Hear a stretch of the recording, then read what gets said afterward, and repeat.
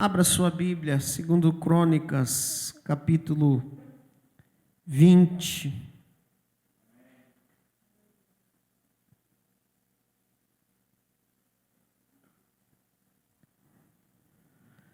Glória a Deus. Segunda Crônicas 20. Nós paramos no 20. Vamos ler a partir do 21, então. Amém? Glória a Jesus.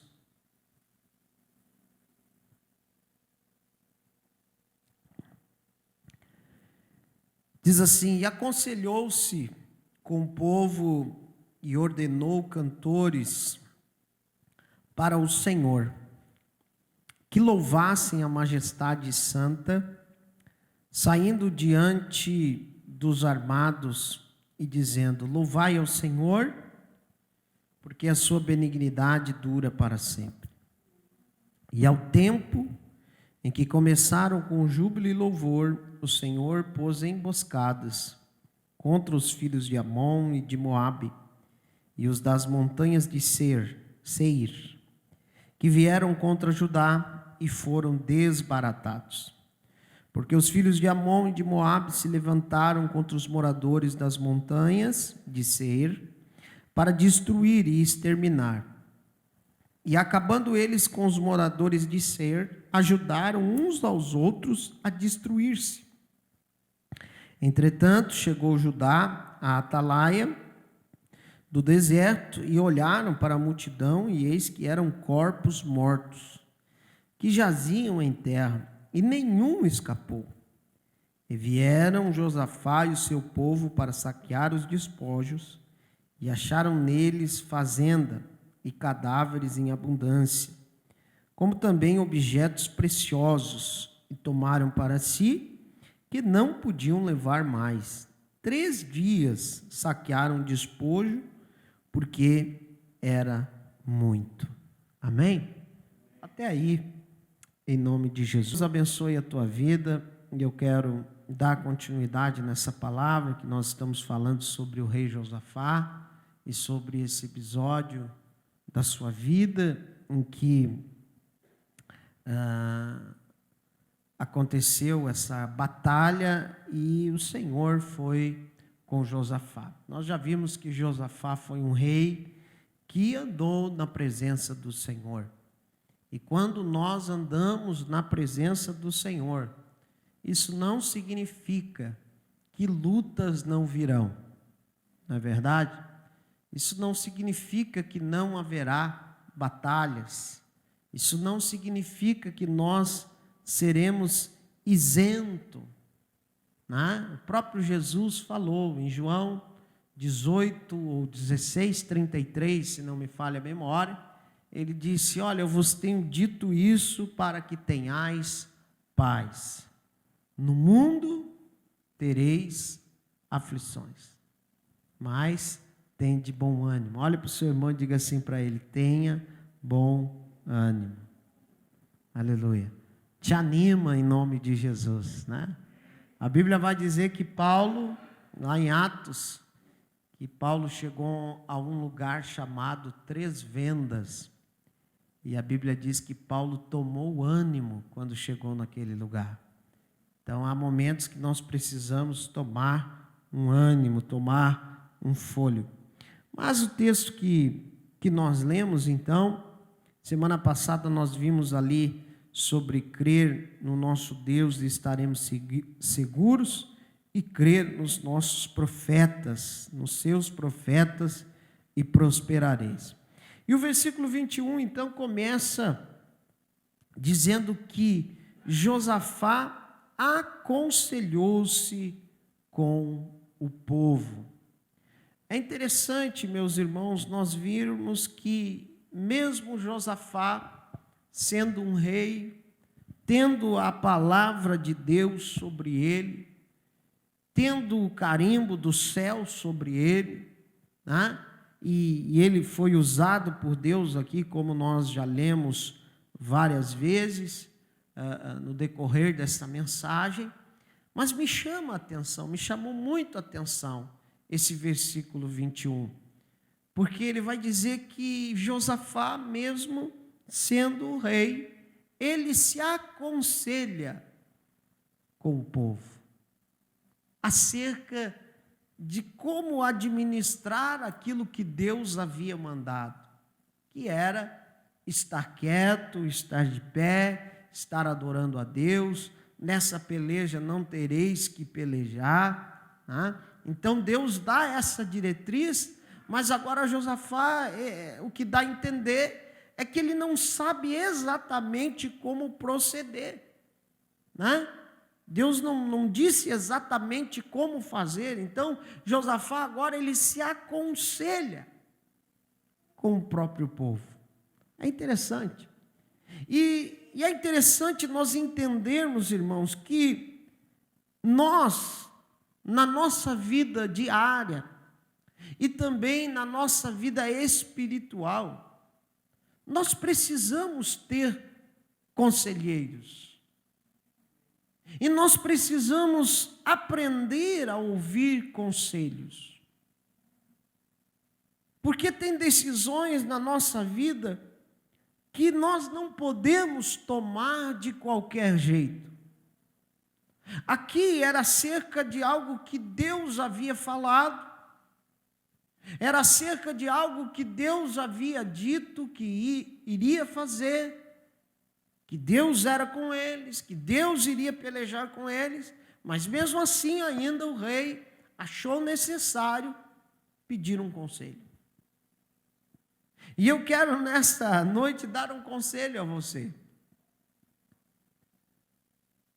Aprenda a ouvir conselhos. Amém? Aprenda a ouvir conselhos. Conselhos de pessoas que tenham algo de Deus para trazer a você. Ouça pessoas de Deus na tua vida que podem te aconselhar.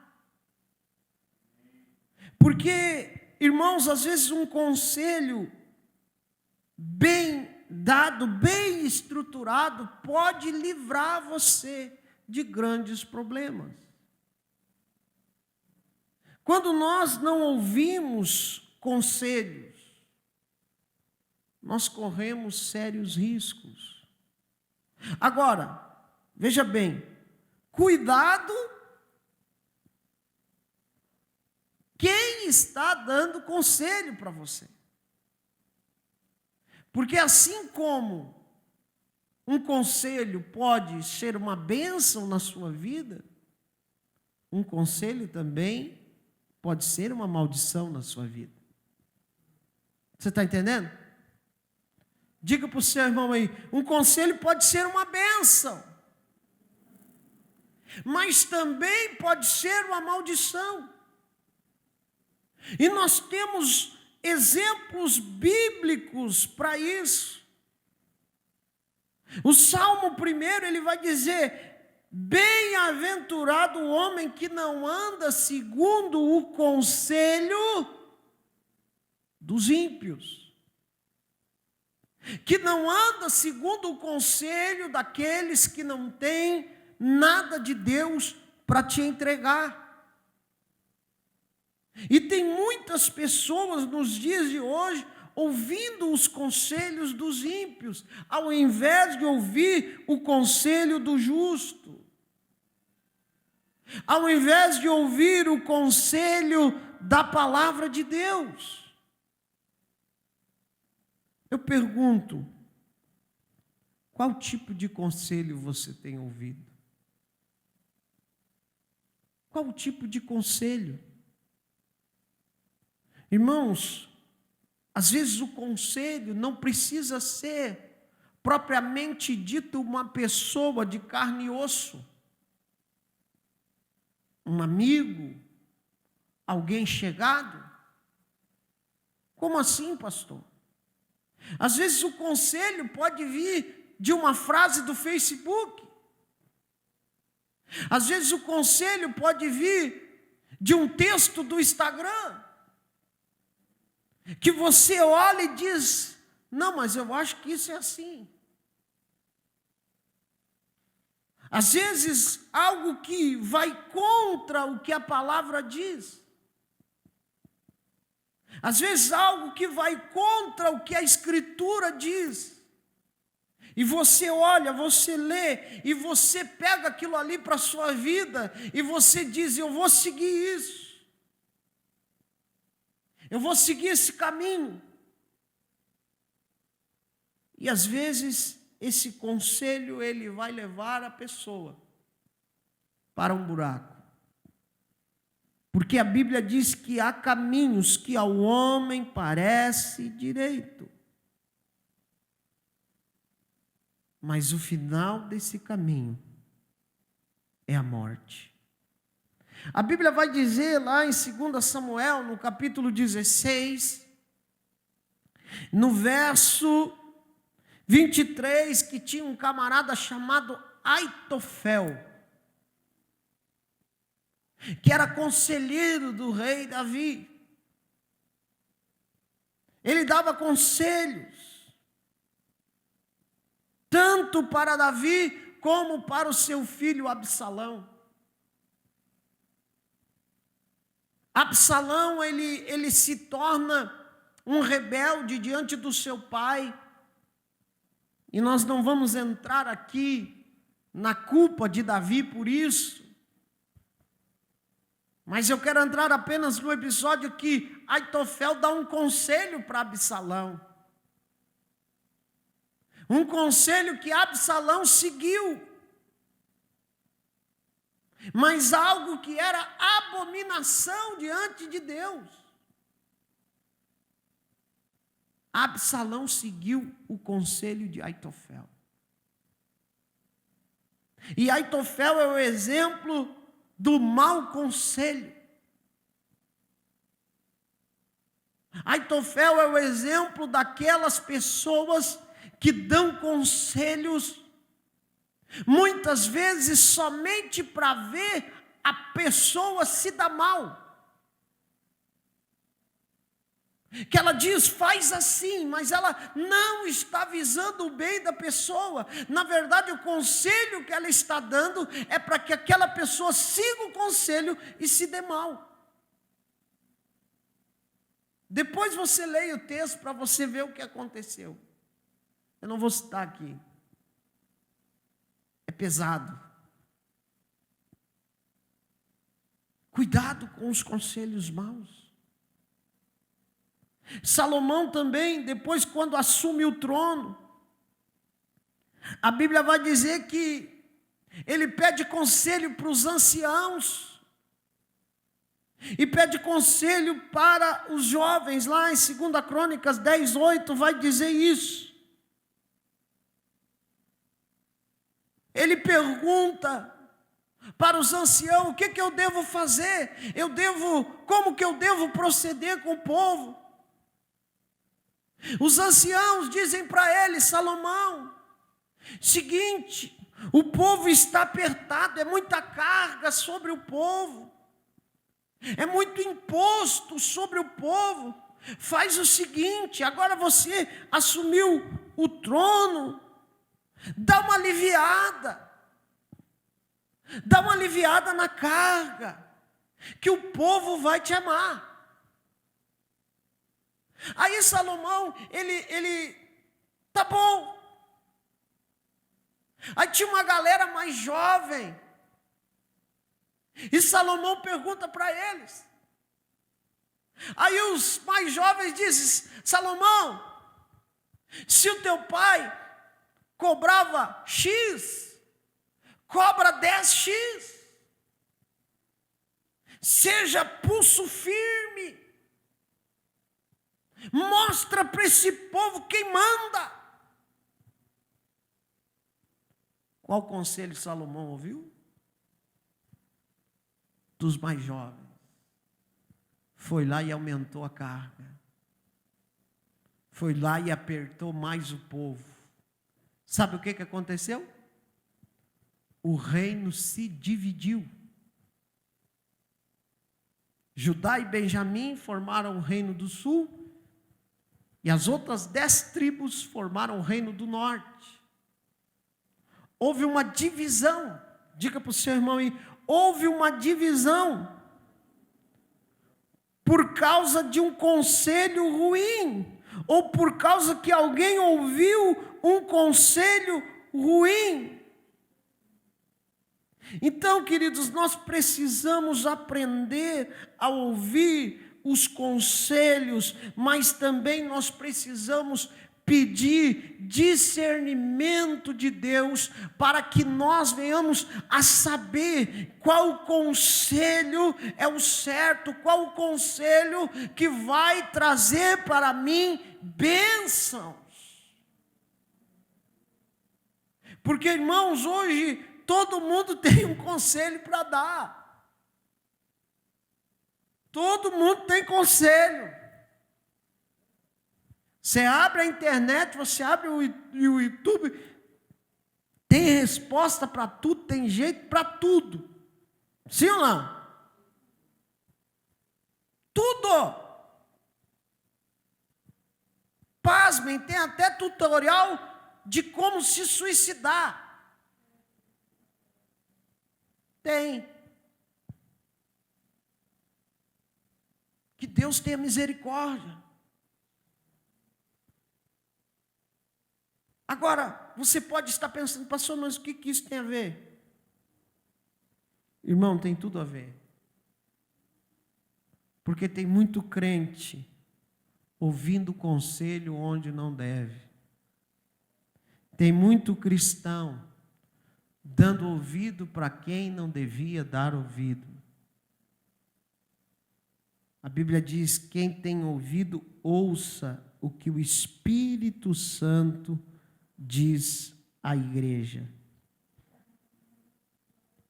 Ouça o conselho de quem tem algo de Deus. E principalmente, ouça o conselho do Senhor. Quer ver? Leia lá, Salmo 107, Salmo 33, verso 11. Salmo 33, 11 diz: o conselho do Senhor dura para sempre, os desígnios do seu coração por todas as gerações. Então, o conselho do Senhor precisa ser ouvido. O conselho do Senhor precisa ser escutado. Os mais jovens, né? Hoje aqui tem poucos jovens, tem mais quase ancião. Eu já estou indo para o caminho dos anciãos. Os mais jovens precisam ouvir os mais velhos. Amém. Cadê os mais jovens aí? Os mais jovens precisam ouvir os mais velhos, precisam ouvir os anciãos. Por quê? Porque às vezes a gente, na nossa juventude, no ímpeto da nossa juventude, a gente acha que sabe tudo. O pai já não sabe mais tanto, eu é que sei da vida. O conselho da mãe já não é mais tão bom, o conselho do pai já não é mais tão bom. É claro, irmãos, que daqui um pouco tem coisas relacionadas à modernidade, você vai saber mais, mas há conselhos que nós precisamos ouvir. Amém? Olha o que a Bíblia diz, lá no Salmo 137, versículo 32. Diz assim: exaltem-no também na assembleia do povo, e o glorifiquem no conselho dos anciãos. 107, 32. glorifiquem no conselho dos anciãos. Às vezes o conselho de um ancião, irmão, pode ser carregado com uma sabedoria muito grande. Amém? Eu preciso parar para ouvir. Não é que ancião não erra, não é que ancião não tem dificuldade, é claro que tem, mas há conselhos que nós precisamos ouvir. Então, Josafá, aqui, ele nos ensina sobre isso, ele nos mostra que nós precisamos ouvir conselhos. Provérbios capítulo 15, versículo 22, diz assim: onde não há conselho, fracassam os projetos. Olha só. Onde não há conselhos, fracassam os projetos. E ele diz mais: mas com os muitos conselheiros há bom êxito. Amém? Eu creio que era nisso que Josafá estava pensando. Provérbios 19, 20 diz: ouve o conselho e recebe a instrução, para que seja sábio nos teus dias por vir. Olha só, essa aí é para os mais jovens também, né? Ouve o conselho, recebe a instrução, para que seja sábio nos teus dias por vir. Então Josafá aqui, irmãos, ele nos dá essa lição. Ele se aconselha com o povo, e depois que ele se aconselha com o povo, ele ordena cantores para que louvassem ao Senhor, a majestade santa, saindo diante dos armados e dizendo: louvai ao Senhor, porque a sua benignidade dura para sempre. Amém? Meus irmãos, como eu falei, Deus já havia dito que iria fazer, que iria pelejar pelo povo. Mas aqui, eles chegam a uma conclusão de que os cantores, de que os que iriam louvar o Senhor, a sua majestade, eles iriam à frente das armas. Amém? Volto a dizer, você pode olhar o texto, você pode ler o texto desde o início. Deus não disse: bota os cantores na frente das armas. Deus não disse. A única coisa que Deus disse é: estais quieto, nessa batalha não tereis que pelejar. Mas Deus não deu essa instrução. Isso eles chegaram à conclusão depois. Amém? Através do conselho que o povo deu. E agora eles colocam os músicos, eles colocam os que vão louvar ao Senhor. E é interessante que aqui o texto faz referência. O texto não só diz que eles vão, colocamos os cantores, os músicos. Ele está dizendo, aqueles que vão louvar.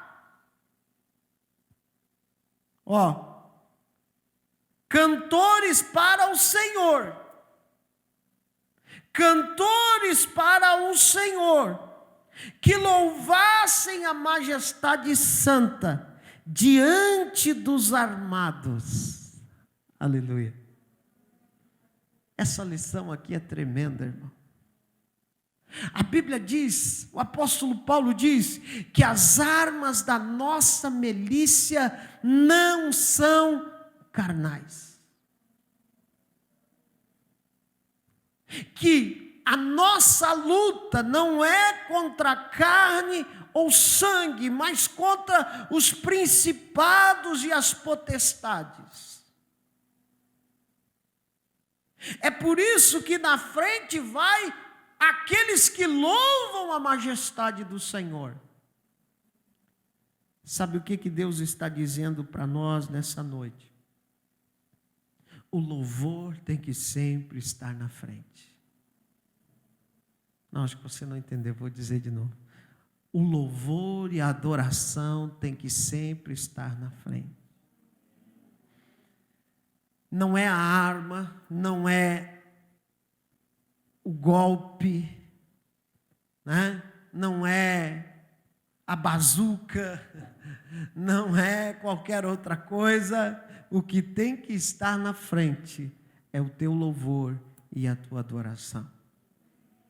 Diga isso para o seu irmão. O que tem que estar na frente é o teu louvor e a tua adoração. Mas o problema, irmãos, é que às vezes nós nos esquecemos disso. Nós queremos botar todo o nosso armamento. Nós queremos ir para a batalha com a nossa própria força. Nós queremos resolver as coisas do nosso jeito. Nós nos armamos e dissemos: agora vai. E Deus está dizendo: bota o louvor na frente. Amém? O salmista vai dizer: estejam nas vossas gargantas os altos louvores de Deus. E aí você pode estar pensando: ah, pastor, mas o senhor fala isso porque o senhor não sabe a minha luta. O senhor fala isso porque o senhor não sabe o que eu estou passando. Querido, eu não sei. Mas eu sei o que a palavra diz. E o que a palavra diz, que o que Josafá e o povo de Judá estavam passando nesse momento, era algo terrível, era algo difícil. Eles poderiam ser exterminados. Porque a quantidade de povos que se juntou ali para lutar contra eles era grande demais. Eles não tinham nenhuma chance. Mas Deus estava dizendo: eu vou ser com vocês. E agora eles colocam o louvor, a adoração, o glorificar a Deus, eles colocam na frente das armas. A primeira opção deles não era a espada. A primeira opção deles não era, como diz a galera, né, o fight. Não era a luta, não era encarar corpo a corpo. A primeira opção deles era o louvor. Irmãos, quando a igreja do Senhor descobrir o poder do louvor, ah, meu irmão, a tua vida vai mudar. Aleluia, aleluia. Sabe por quê, irmão? Quando você louva de coração, de alma, de inteireza de coração, o céu para te ouvir. Vou dizer de novo: o céu para te ouvir. E o inferno estremece. Amém? Principalmente, querido, quando o louvor que você dá a Deus é um louvor de sacrifício. Eu entendi que sacrifício de louvor, irmão, não é somente o louvor que você faz a Deus, mas é aquele louvor que você louva com sacrifício. Como assim? É quando você não tem motivo nenhum para louvar, quando tudo está dando errado, quando tudo está difícil, quando a dificuldade bateu a sua porta, mas você ergue as suas mãos e você louva o nome do Senhor. Jó não tinha motivo nenhum, muito pelo contrário. Do dia para a noite, a vida de Jó virou um caos. Não porque ele estava em pecado, não porque ele tinha feito algo errado, mas muito pelo contrário. Muito pelo contrário. Era porque ele era fiel, Deus permitiu. E aí Jó perde tudo. Por fim perde a sua saúde. Nem a sua mulher aguenta mais. Olha para ele e diz: meu velho, por que tu não abandonas teu Deus e morre? Amaldiçoa e morre logo de uma vez. Tu está sofrendo demais. E eu não recrimino a mulher de Jó, irmãos. Eu estava dizendo, eu não recrimino. Tem muita gente que diz: porque a mulher de Jó isso, a mulher de Jó aquilo, porque não sei o quê. Não, irmão. A mulher de Jó estava sofrendo como Jó estava sofrendo. Ela não aguentou, ela não teve estrutura que Jó teve. Mas a Bíblia vai dizer que Jó repreende ela e diz: como uma louca tu fala, eu sei que o meu Redentor vive. Jó oferece um louvor de sacrifício a Deus. Mas aí depois, quando Deus restitui Jó, eu creio que foi com a mesma mulher. Ela não abandonou o Jó. Você está me entendendo?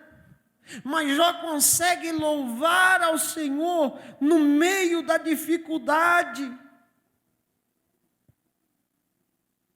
Será que nós conseguimos, irmãos, salmodiar?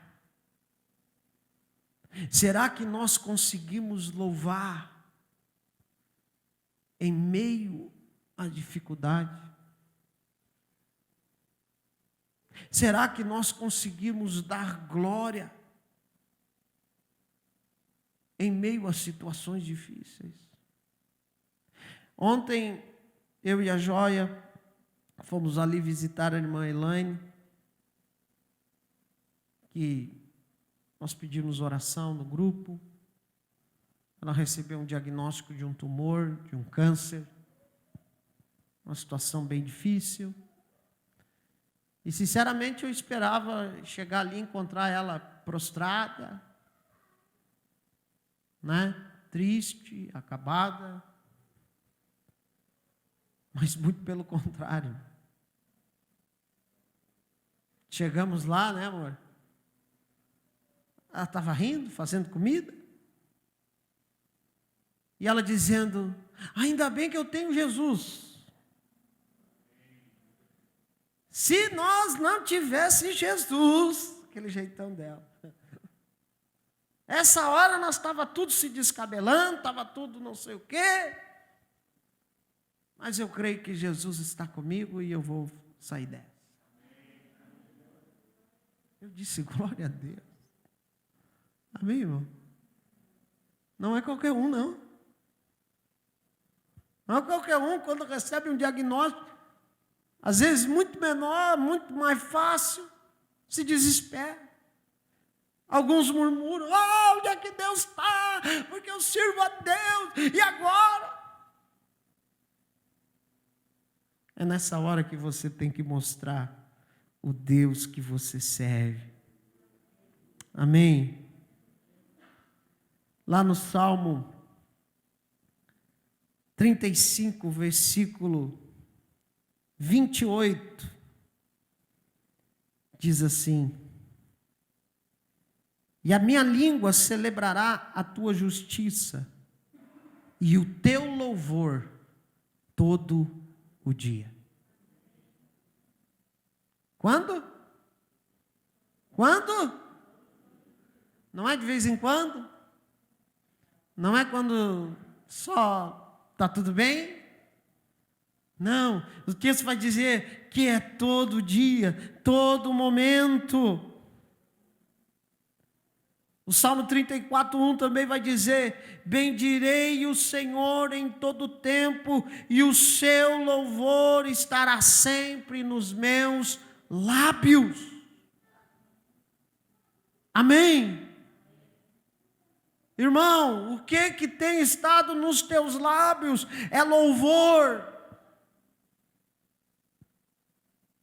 Ou o que tem estado no teu lábio é outra coisa. Josafá entende que o louvor é arma de guerra. Amém? Josafá entende que louvor é arma de guerra. E a Bíblia diz que eles fazem isso, que eles começam a louvar. Olha o que diz o 22: e ao tempo que começaram com júbilo e louvor, o Senhor pôs emboscadas contra os filhos de Amon e de Moabe e os das montanhas de Seir, e vieram contra Judá e foram desbaratados. Irmão, olha o que o texto está dizendo. Enquanto eles estão louvando, Maurício, enquanto eles estão adorando a majestade santa de Deus, o inimigo está se matando. Amém? Você pode dar um glória a Deus, irmão? Sabe o que isso significa, irmão? Que quando você está louvando, mesmo no meio da tempestade, mesmo no meio da dificuldade, quando você está louvando a Deus, Deus está cuidando de tudo. Deus está pelejando a tua batalha, Deus está abrindo a porta, Deus está fazendo aquilo que você não pode fazer. Mas para isso tem que haver louvor, para isso tem que haver adoração, para isso tem que haver celebração. Enquanto o povo vai cantando, o inimigo está se matando. É isso que o texto está dizendo. Então, quando você deixa de louvar em detrimento de murmurar, você está deixando de receber a vitória de Deus na tua vida. Você está me entendendo? Quando você abre a boca para murmurar, você está deixando de receber a vitória de Deus na tua vida. E a Bíblia vai dizer, versículo 23, porque os filhos de Amon e de Moabe se levantaram contra os moradores de Seir para destruir e exterminar, e acabando eles com os moradores de Seir, ajudaram uns aos outros a destruir-se. Irmão, é tremendo demais isso aqui. E o texto ainda vai dizer que não ficou nenhum. O último que ficou, eu acho que se matou. Sei lá. Mas o texto aqui vai dizer que não ficou nenhum. Entretanto, chegou Judá a Atalaia no deserto, e olharam para a multidão, e eis que eram corpos mortos que jaziam em terra, e nenhum escapou. Sabe o que isso significa? Que quando eu louvo o Senhor, que quando eu coloco o louvor na frente da arma, que quando eu celebro, que quando eu adoro, a vitória do Senhor na minha vida, ela é completa. Não fica um pedacinho. Não fica alguma coisa pendente. Aqui a Bíblia vai dizer que a vitória foi total, nenhum escapou. Nenhum. Diga para o seu irmão aí, nenhum. A vitória de Deus sobre a nossa vida, irmãos, ela tem que ser total. Quando nós decidimos viver uma vida de louvor, de adoração a Deus. E veja bem, irmão, deixa eu dizer para você, louvor e adoração, as pessoas confundem com aquilo que nós fazemos aqui no culto, na igreja, meia hora, 40 minutos, quando muito. Isso aqui é louvor também, amém?